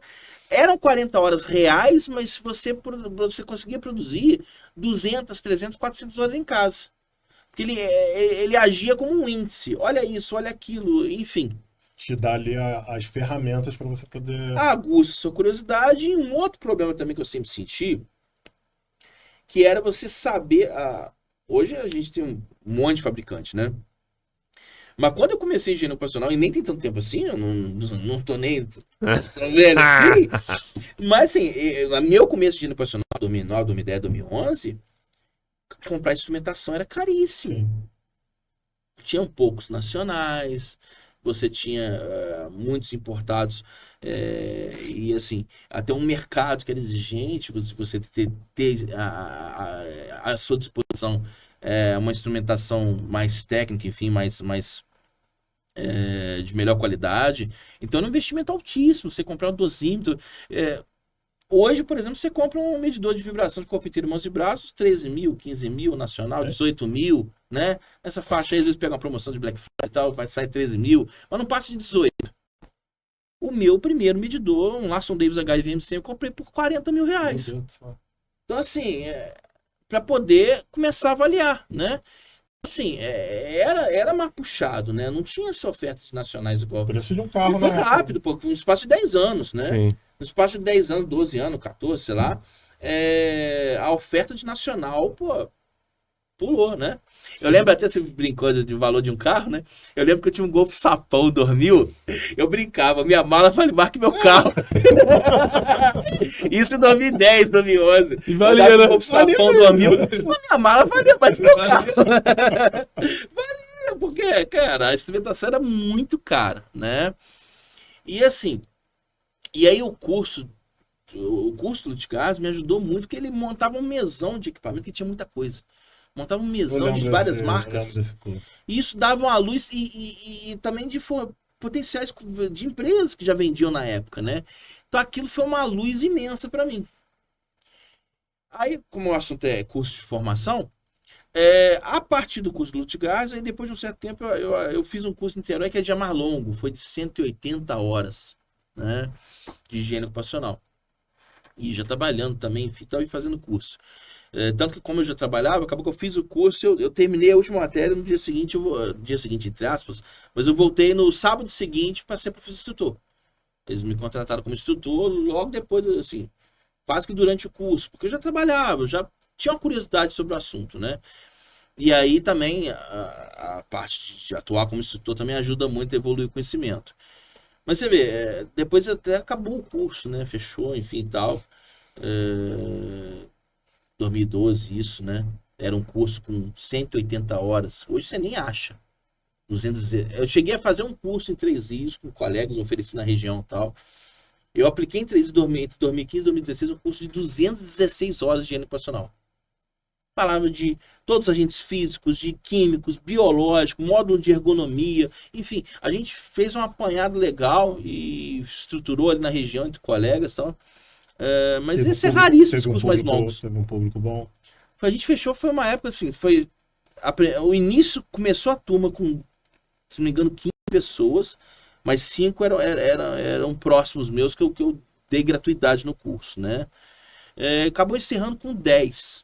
Uns 5 evadiram, mas foi esses 10, esse tempo todo, essa carga horária toda, até o fim, né? E assim, aí depois eu comecei a atuar em cursos mais curtos, de 8 horas, 12 horas. Tem essa parceria com o JMV Global. Você entrando na página vai ver meu nome, módulo de Químicos é comigo, módulo de Cuidado Ambiental é comigo, já dei outros módulos também. Como a gente já fez trabalhos dedicados para a empresa, né? Curso de higiene ocupacional para as empresas. Então, assim, tem uma dificuldade muito grande realmente dos cursos de livre conhecimento na área de higiene ocupacional. Tem uma carência, né? Hoje tem outras ofertas, por exemplo, em outubro já tem uma aula minha de calor já numa pós-graduação, né? Se estruturou uma pós-graduação em higiene ocupacional, uma especialização, né? Tem um quadro interessante de professores, enfim. Agora é online, o curso inteiro é online. E fechou uma grade interessante de instrutores, eu sou um deles, né? Estou na disciplina de temperaturas anormais, temperaturas e pressões.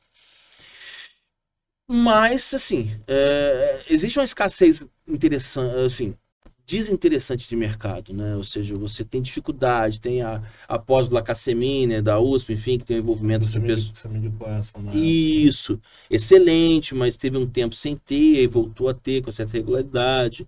Porque, se eu não me engano, era semipresencial. Você tinha que ir lá, salvo engano. Isso, Aí, era. em São Paulo. Tem uma estrutura, não é agora totalmente online, não. Aí eu acabei fazendo uma outra instituição. Aham. E agora eu vi que eles lançaram. Sempre Agora presencial. é 100% online. Agora eles lançaram, se não me engano, uma turma. E agora.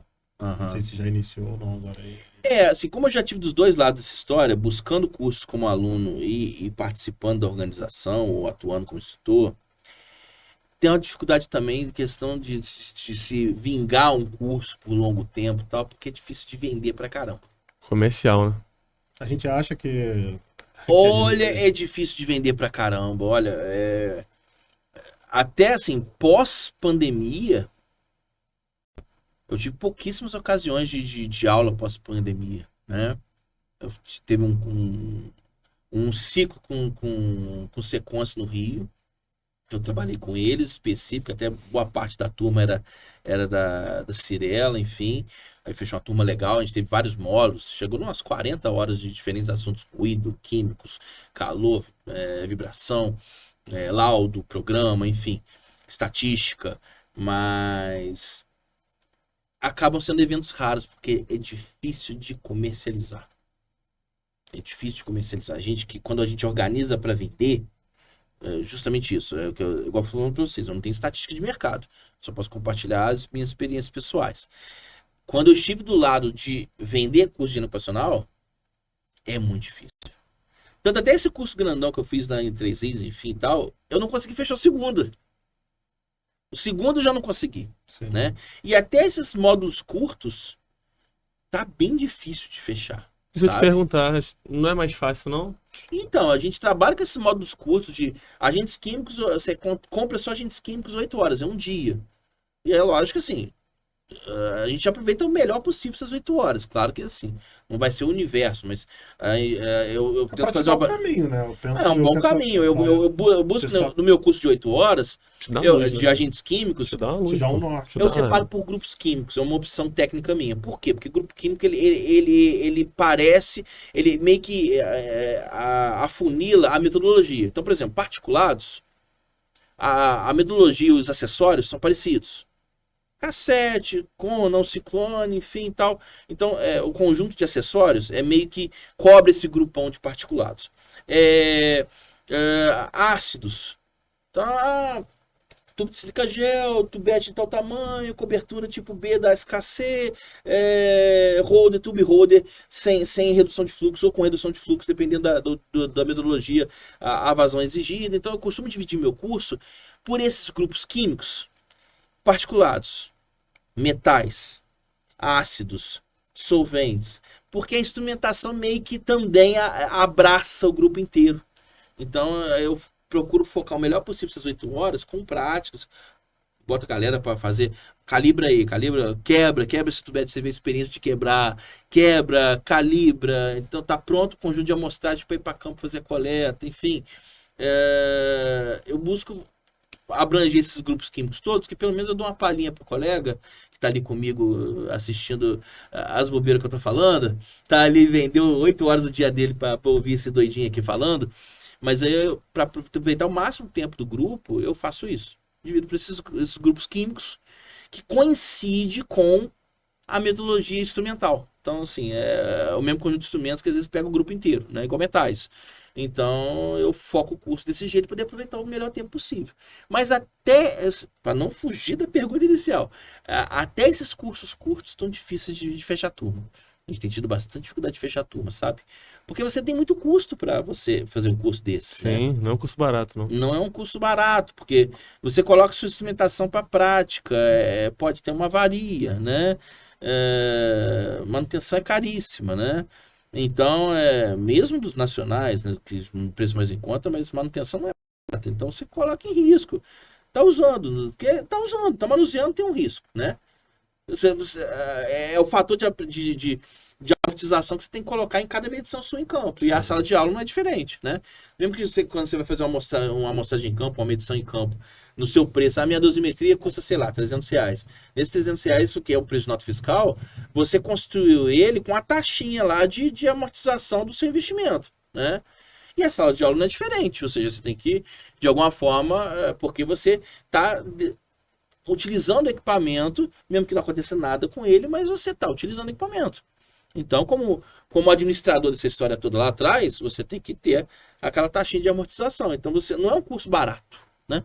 E tem espaço físico, tem recurso audiovisual da educação, enfim, seu trabalho como instrutor, seu trabalho de planejamento, de metodologia de aprendizagem. Então, tudo isso você bota na ponta do lápis, tem um custo e às vezes você acaba não alcançando, porque você, no final, vira um curso de R$200, R$300 esse dia de 8 horas. Então, assim, tem quem compra, tem quem não compra, né? Então, será que se a gente conseguisse chegar, sei lá, em R$100 por um dia desse? Mas aí tem que montar uma turma boa, né? E também hoje tem a oferta YouTube, o cara pensa o seguinte, né? Vou pesquisar aqui no YouTube aqui. Vai dos burros. Vou ter um curso e tal. Então acho que também essa demanda também diminuiu um pouco devido a isso também. Porque é mais fácil hoje você... na época dele era muito concentrado no profissional ali da revista da proteção. Esqueci o nome que você falou. O Ludgartes. Então, era concentrado nele. Hoje, né? Abriu o leque, então tem outras ofertas. A galera acaba minguando, acaba procurando. Ô, Thiago, nesse campo ainda das avaliações, a gente falou do ruído, que é o mais comum. Mas, na tua experiência de trabalho, qual é o agente que gera mais dúvida para o empregado e para o empregador?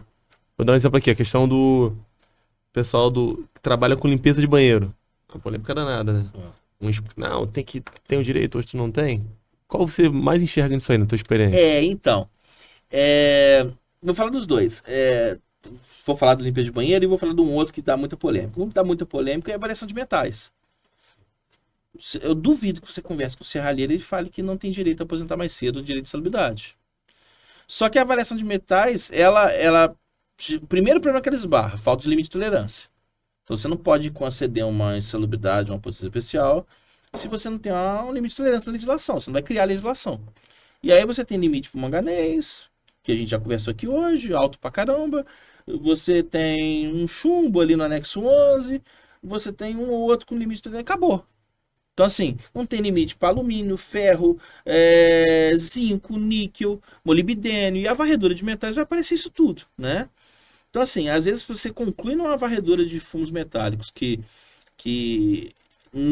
principalmente na dose combinada, né? Ou seja, nos efeitos sinérgicos dos metais no organismo, que é uma partícula altamente solúvel, enfim, então a absorção é facilitada, ela vai passar facilmente na barreira entre o alvéolo e a circulação sanguínea, por isso que a contaminação por metais, ela manganismo, enfim, as determinadas doenças que geradas pelos metais. Então, assim, é uma avaliação que falta limites de tolerância, é uma avaliação que culturalmente, popularmente, toda pessoa já se acha exposta, né? E uma variação que, principalmente em termos estatísticos, se você não ter múltiplas coletas, você gera uma fragilidade no seu resultado, porque é um agente altamente variável. O cara tá ali ponteando solda num ambiente totalmente ventilado. Cara, a variância é altíssima se você fizer seguidas coletas, né? E cada coleta é caro, porque cada coleta é R$300 de laboratório, né? No caso de avaliações qualitativas, como questão da higienização, enfim, de ambientes, né? Ali tem um conjugado, né? Que é o uso de substâncias químicas mais a interpretação do agente biológico. E o conjunto disso tudo é uma briga tremenda, né? Nossa, uma guerra. É uma mega briga, né? Eu costumo brincar que eu acho o químico mais perigoso que o biológico na história, porque o biológico tem muito mito, né? Biológico é mais difícil convencer a pessoa. É mais difícil de convencer, né? Quando eu dou aula de agentes biológicos, assim, é uma diversão, né? Gosto particularmente, por sinal, até o fim do ano, até esse 2024, eu adquiro um novo título de biólogo. Mesmo? Eu tô fazendo minha segunda graduação, eu tô no último ano. Que legal, parabéns. Enfim, gosto bastante. Eu tô concluindo agora, além de engenheiro biólogo. Título não serve pra nada. A graça é o conhecimento, né? Que a gente... você ficar no espelho eternamente falando, eu não sei. Que aí você abre espaço pro futuro. Quando você fala, eu sei, é um troço preso no passado, né? Então, ou seja, eu não sei, abre porta pro futuro. Mas tem influência da higiene ocupacional? Total, porque eu não quero mudar de carreira. Na verdade, é uma busca científica, né? Aprofundar mais. Aprofundar, né? O conhecimento. Tanto que já dentro da graduação, eu já me envolvi com microbiologia ocupacional, toxicologia ocupacional. E aí a ideia é fazer mestrado. É uma história longa porque eu estou fazendo essa segunda graduação. Enfim. Mas assim, basicamente porque não tem muito caminho, para não fazer uma resposta longa, não existe muito caminho de estrito senso para engenheiro de segurança. Qual linha de mestrado e doutorado que um engenheiro de segurança pode fazer? O que os colegas fizeram foram, pegaram, o cara já era engenheiro mecânico de origem e fez um estrito senso em vibrações. O ILON, que é quem escreveu os anexos e a própria norma de higiene ocupacional de vibração, um dos escritores da norma, o ILON de Ângelo da Cunha, ele é um engenheiro mecânico, os trabalhos dele são lindos, tem na internet. A dissertação de mestrado, tese de doutorado dele, mas aproveitou um programa de engenharia mecânica para poder fazer um estrito senso, mestrado, doutorado, focado em segurança do trabalho. Outro colega importante da BHO, Guerrit, ele tem mestrado e doutorado em particulados. Ele aproveitou um programa de engenharia de Minas e fez dissertação de mestrado, tese de doutorado, dentro desse assunto da parte ocupacional, mas aproveitando um outro programa. Então, que acaba que muitos colegas, para buscar um mestrado e doutorado discutindo assuntos da parte ocupacional, aproveitaram alguma graduação, algum programa de estrito senso de alguma carreira, e aí levaram o assunto de segurança do trabalho para essas carreiras, mas não tem uma carreira dedicada para a gente, por conta de justamente o engenheiro de segurança na sua faculdade, né? E aí, assim, a gente não pode esquecer a pergunta original, né? Que é a avaliação não vou esquecer não, da avaliação lá de questão de disposição biológicos. Então eu busquei a biologia como uma forma de me aprofundar cientificamente e aproveitar uma linha de mestrado e doutorado que eu consiga pesquisar assuntos que me interessam cientificamente e que eu consiga puxar para a área de segurança do trabalho. Coisa que eu não consigo fazer com a minha engenharia elétrica de origem, minha outra graduação de origem. Então hoje eu estou me tornando biólogo para fazer um mestrado e doutorado em tópicos dentro desse sentido, né? E voltando à questão da avaliação. O primeiro grande problema desse tipo de avaliação é o seguinte, já começa pela legislação, tanto normativa técnica quanto legislação, elas têm uma informação restritíssima, né? O anexo 14 da NR15 só diz atividades, né? De novo, o manual da Polícia Especial do DNSS, ele já explica um pouquinho melhor, e aí, aproveitando a NR32 de saúde, aí já define melhor vias de entrada no organismo, vias de disposição no ambiente até chegar a pessoa, o que é reservatório, fonte, enfim, então define termos um pouco melhores, né? Mas tudo parte de uma origem de que a gente, como ser humano, a gente tem pouco conhecimento sobre microbiologia, né? Vamos lá, nós somos 4 pessoas aqui no estúdio aqui agora. devem ter em torno de umas 40, 50 trilhões de células humanas. E nesse exato momento deve ter em torno de umas 400, 500 trilhões de micro-organismos. A gente carrega 10 vezes mais as nossas próprias células, a gente carrega em micro-organismos. E é natural. É natural, a gente está vivo por causa disso, né? Até porque, principalmente da microbiota intestinal, homeostase do organismo, absorção de pequenas cadeias de ácidos graxos que a parte digestiva do nosso organismo não pega, vitamina B12, a gente só tem acesso a tudo isso por causa da microbiota intestinal, né? Então, assim, a gente está vivo por causa de micro-organismos. Mas, ao mesmo tempo, eles podem ser patógenos. E aí a gente tem que ter um bom... E normal, eu costumo brincar o seguinte, tirando a Clostridium tetani, que é a bactéria do tétano, a maioria dos micro-organismos, eles são patógenos que estão no lugar errado. Que no seu sítio reservatório de origem não causa doença. Por exemplo, um Escherichia coli, que é coliforme fecal, está na ferida, está num ponto diferente. A Klebsiella pneumoniae, que é outra bactéria, comum até de agricultura, enfim, de vegetação, está no trato respiratório. Então, normalmente, algum patógeno, ele age, tirando a Clostridium tetani, que a ação dela é necessariamente patógeno, né? Mas, normalmente, uma bactéria, um micro-organismo patogênico, o vírus, o fungo, enfim, então, o protozoário, e é bom também diferenciar, porque a gente, às vezes, não sabe a menor diferença que é bactéria, que é protozoário, que é o fungo, que é o vírus, né? Enfim, então a gente empacota todo mundo e diz que é risco biológico, Sim. né? Nessa avaliação específica da higienização, o que eu costumo recomendar é leia o manual da Posição Especial e leia a NR32, que elas te auxiliam muita coisa em etapas de avaliação. Por quê? Você tem que construir um caminho de, primeiro, quais são os reservatórios? Quais são as fontes ali de micro-organismos, de micróbios, né?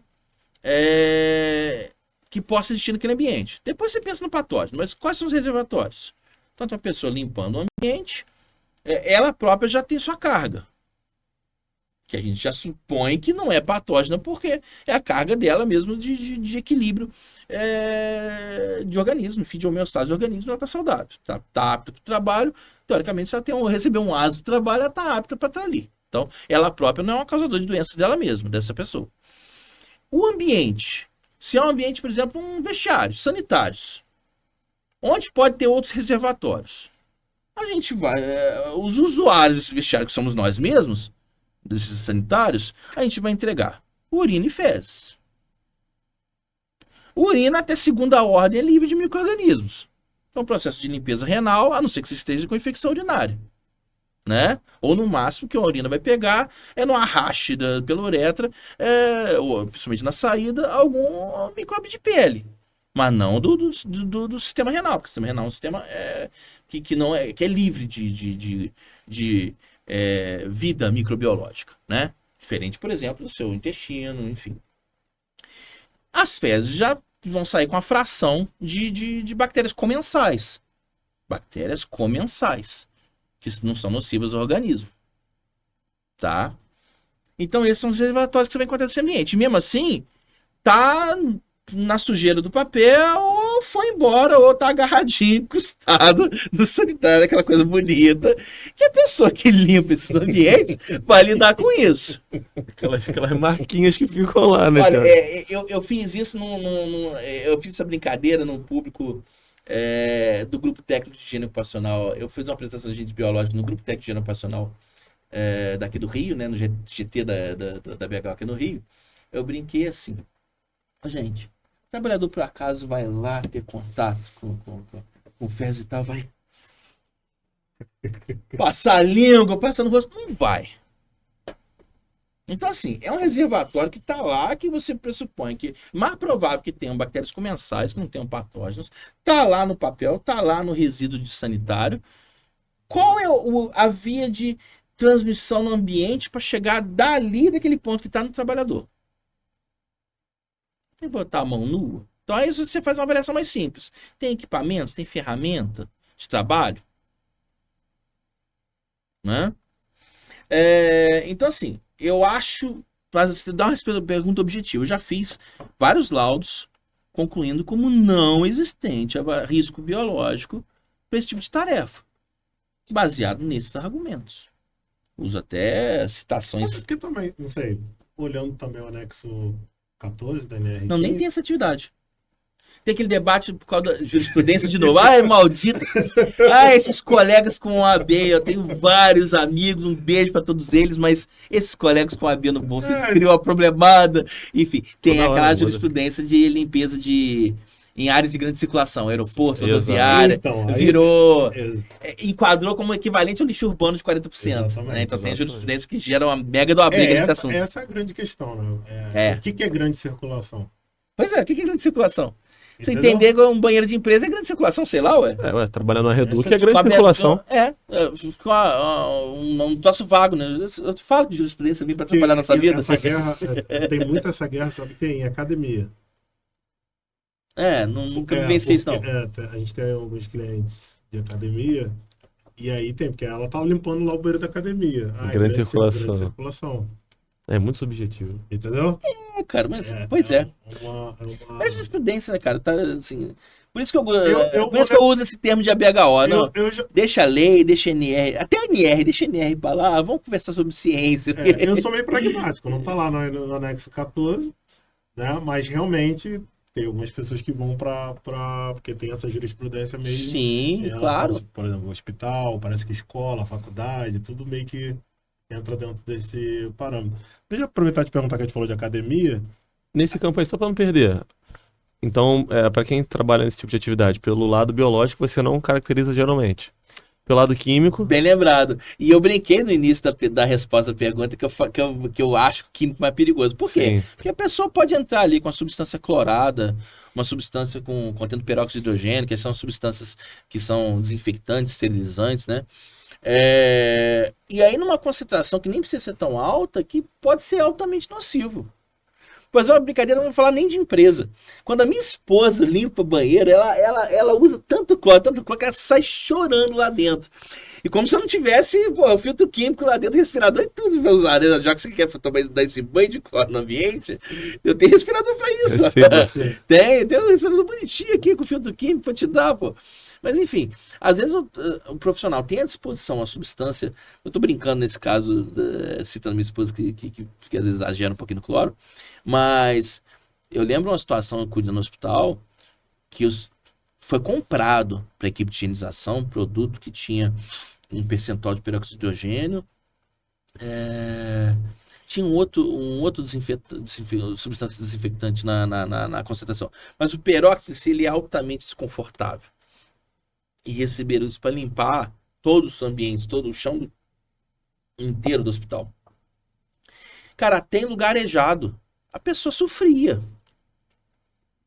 Sofria porque concentrações baixíssimas, às vezes menor que um ppm, já deixa a pessoa totalmente desconfortável naquele ambiente. Né? Então, assim, por isso que eu brinco que às vezes o risco químico pode ser até maior dependendo de que tipo de substância que entra ali como desinfectante.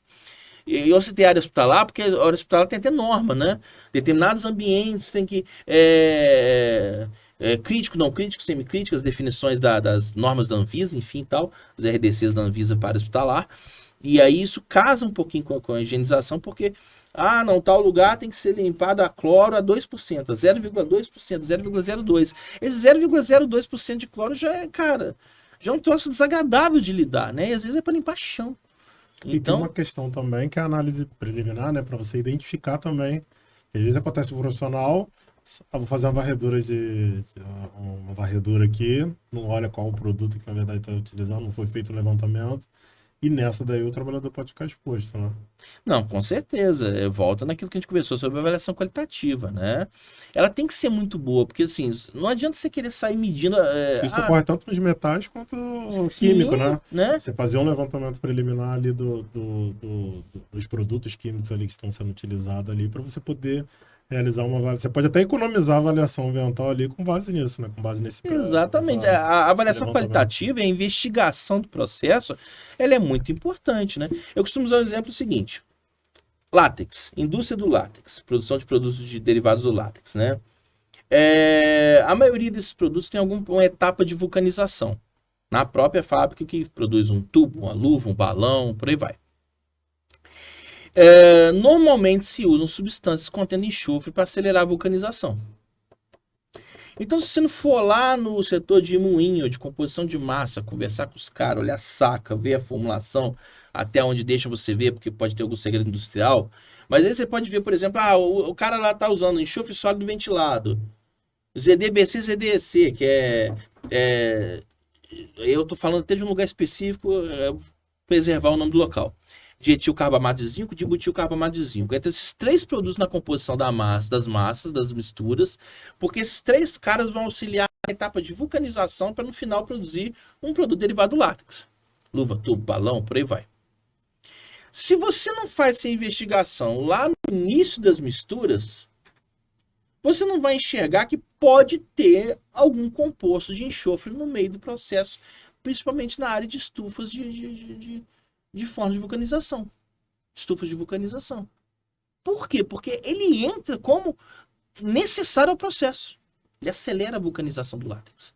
Então, essa investigação você não vai enxergar se você não for lá. Porque aí não é nem substância. Nesse caso até é fácil, porque é uma substância. Aparentemente fácil, porque é uma substância que você está vendo que entra no processo. Mas às vezes ela não está tão nítida assim. Ela está no meio da formulação e ela vai ser liberada lá no meio de um maquinário, lá no meio de um processo industrial, como resíduo do processo. Ou como subproduto do processo. E aí você pode não enxergar essa substância lá como subproduto do processo, ou como elemento do processo, porque a investigação lá atrás. De novo, para continuar no látex, fatalmente você vai fazer avaliação de amônia. Porque o hidróxido de amônia é uma substância utilizada para evitar que o látex coagule, porque senão ele dá uma nata igual leite. Então, se você não investigar que o próprio látex da composição vem carregado de hidróxido de amônia, às vezes a empresa bota mais enquanto está nos tanques de composição, antes de líquido, antes de virar o tal produto moldado, que é o objetivo do processo, se você não entender que tem lá uma diluição de hidróxido de amônio naquela substância líquida, aquilo ali naturalmente vai evaporar, porque é um processo de evaporação que passa por estufas, para sair um sólido no final, você não vai enxergar que você tem amônio em diversos pontos desse processo. Então a avaliação qualitativa ela é muito importante, para você enxergar essas etapas, você enxergar esses pontos que estão no meio do processo ali e repito, uma boa avaliação qualitativa vai te guiar a enxergar esses pontos, senão eles vão passar despercebidos. Faz a pergunta aí pra não perder. Não, Eu acho que tem a ver com o assunto. é qualitativo também, que é a questão da umidade, né? Que a gente estava falando de academia, Sim. e aí o professor de natação tem direito a... Dá exemplo prático para viralizar isso aí. Contabilidade já chega já com a fórmula pronta. Professor de natação tem direito à insalubridade porque... Nossa, essa eu não passei por isso, não.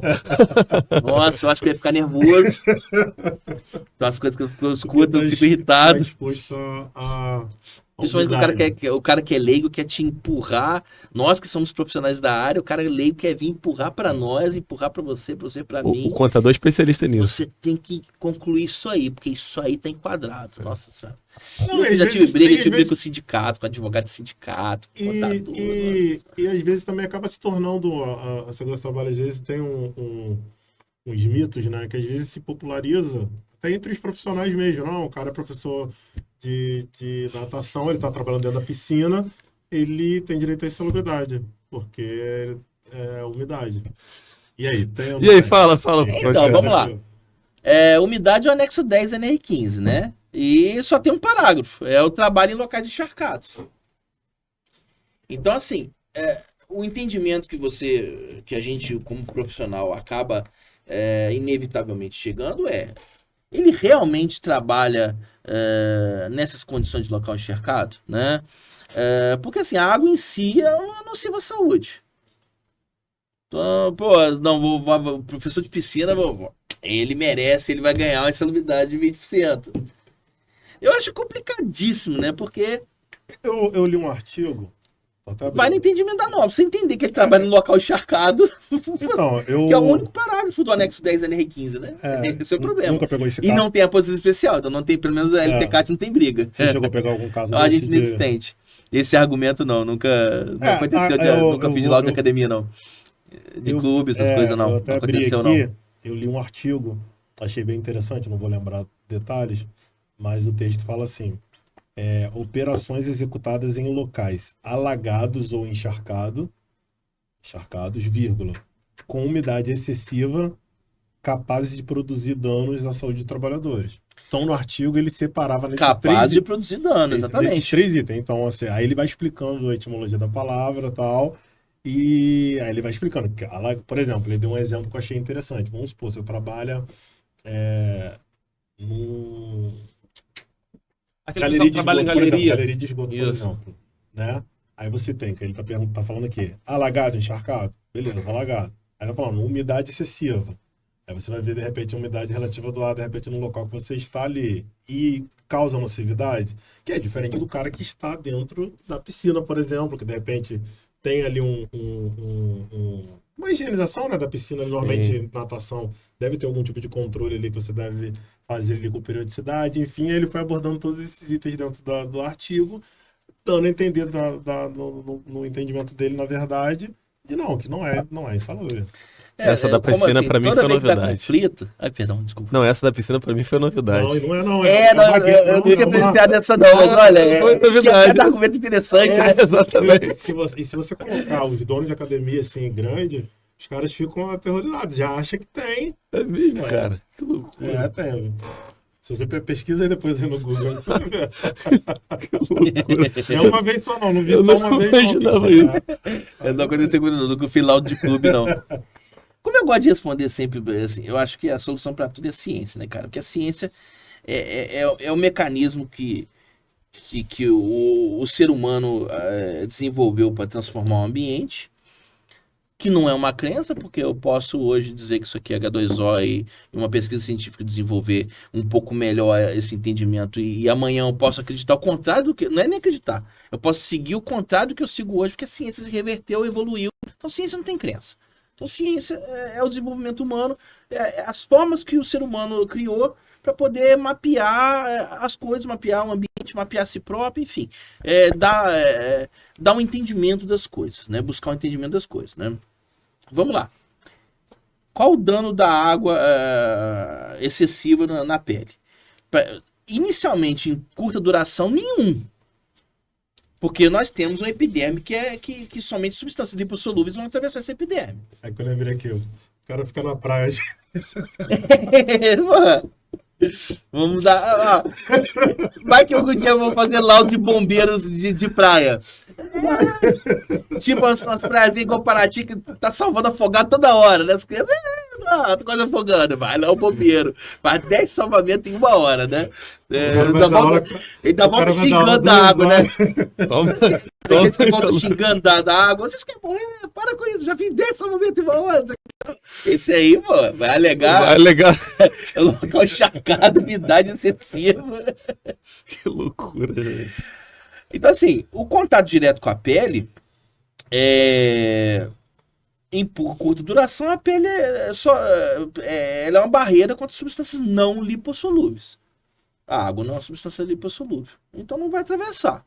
Lógico que, assim, com muito tempo, tem efeito na microbiota de pele, porque é muito tempo da ação da água. A gente tem uma pele com predominante Staphylococcus epidermidis, um pouquinho de Staphylococcus aureus, Acinetobacter baumannii. Então, assim, essa água excessiva vai reagir. E ela mesmo própria já pode trazer uma microbiota do ambiente. Então, ela pode ser um mecanismo para efeitos biológicos, há uma alergia, porque do estresse da água excessiva muito tempo, mesmo a epiderme sendo protegida contra substâncias não lipossolúveis, que até lembrando, né, o perigo do combustível do chumbo tetretilo, que o chumbo tetretilo é uma substância lipossolúvel, enfim, só resgatando.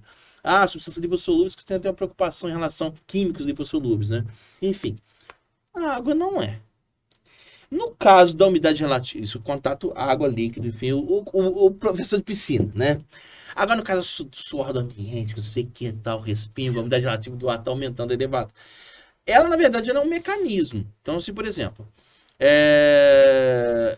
se tiver uma combinação de calor com umidade relativa do ar elevada, aí a umidade vira um problema, porque essa umidade relativa do ar elevada, combinada com uma fonte de calor, Esse ambiente com umidade relativa elevada, ele vai ser um excelente transmissor dessa energia pelo ambiente, até chegar no trabalhador. Então, aí, nesse caso combinado, ela já se torna um agente de perigo para o ser humano. Então, eu entendo o seguinte, que esses casos de vapor d'água, ou de contato com líquido mesmo, até de corporal, enfim, o caso do professor de piscina ou do bombeiro de praia, tem que se analisar os efeitos combinados. Que outros agentes que podem estar ali, que aquele tempo de permanência na água pode potencializar. Né? E como você me lembrou, que eu nem estava lembrando disso, do parágrafo do anexo 10 NR15, dizer que possa causar dano à pessoa. Existe uma evidência de dano à pessoa por fazer aquela tarefa dentro Não é só de estar úmido. Não é só de estar úmido, né? Eu nem lembrava desse termo do parágrafo. Bem lembrado por ti. Então, assim, até onde isso vai causar dano mesmo à pessoa? E é o raciocínio que eu sempre busco científico das coisas, porque assim, seguir o que norma, lei fala é complicado, porque norma, lei fala, raramente teve aquele aprofundamento científico de investigação para se concluir alguma coisa, né? Aquele é o mínimo que a lei pede, para que o compulsório que as empresas têm que seguir, enfim, é o mínimo que se tenta regulamentar, mas nem de longe vai chegar no conhecimento científico de determinada coisa, né? Enfim. Gente, Mas essa foi muito gostei engraçada. dessa Eu tô imaginando no meme aqui, Lucas. Ô, Lucas. aposentar mais cedo, mas não Colocando- tem pra aposentar mais cedo, não? Saiu como? A Colocando, idade no decreto 2048, né? colocando Michael Phelps assim, ó. O pai da umidade. Cara, Algum meme que a gente pode fazer. Não, eu vi uma live. loucura, cara. Eu assisti uma live de um escritório de contabilidade, mas os caras estavam. Esse escritório não estava tipo, tem que ter, não. Ao contrário. Analisando. Trouxe um profissional da área de segurança do trabalho para poder explicar justamente isso, entendeu? Que louco. Porque não é essa. Mas se você botar aí no jurisprudência, por exemplo, colocar lá no Google jurisprudência, tem vários casos. E detalhe, eu já vi, eu acho que eu vi no YouTube, porque tem o advogado TikTok agora, né? Sim. E aí eles falam assim, não, isso aqui, se você tem isso e isso, você tem direito à aposentadoria, tem direito à insalubridade. Não sei se você já viu esses Não, mas bom TikTok, saber, não sabia tinha não. Aí a menina pegou, fez um vídeo lá, você trabalha como professor de natação? Você tem direito à insalubridade. Então isso aí vai gerando no trabalho do trabalhador. Nossa, ainda mais. Então, Aí começa a É uma rede social. cobrar, etc. Agora a gente pode- sem nenhum dado, né? A pessoa sem nenhum tipo de responsabilidade. Sim. Como você vai falar ali que a pessoa tem o direito? Você pode falar assim, você pode até ter o direito, mas você vai dizer que tem o direito. agora tem nós do Antefipa pra poder quebrar esses argumentos. Pô, Uma live ô, especial sobre isso aí. ô, Thiago, papo maneiro demais. Acho que trouxe muita parte prática aqui do dia a dia. Esses exemplos são maneiros. Falar do serralheiro, falar do agente ali de serviços gerais que limpa o banheiro, trouxe aqui do professor de piscina.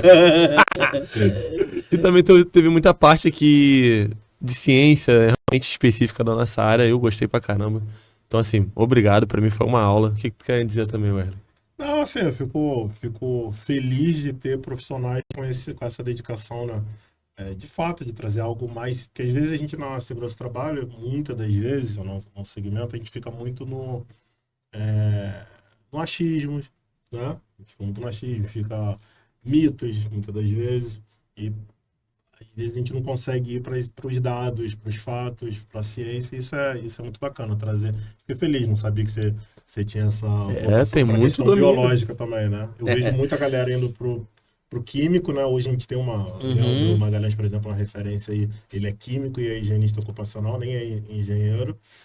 Mas biológico, eu particularmente não tinha visto um profissional com esse viés assim. É bem interessante, você trouxe esse exemplo que ele deu ali muito do legal. banheiro ali, por exemplo, ali, eu trouxe um exemplo científico ali pra gente ali, bem Muito legal bacana, mesmo. bem abrangente. Obrigado, viu? Eu que agradeço. Foi papo da hora demais mesmo. Seu primeiro podcast?